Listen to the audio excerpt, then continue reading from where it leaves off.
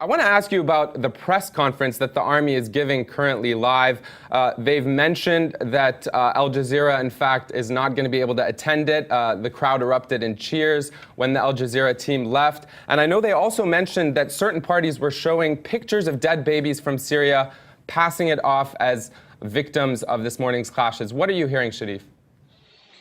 Well, as you mentioned, yeah, this press is going on as we speak right now. The Army spokesperson is, as usual, as we usually know with the Army, not claiming any responsibility for the killing of what was a bloodbath today of more than 40 people and injuring 300 more.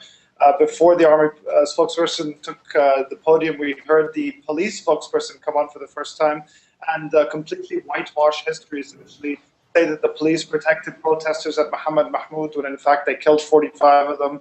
So I think what's happening right now is we're seeing elements of the former regime try to reassert themselves and use this moment to establish themselves in positions of authority.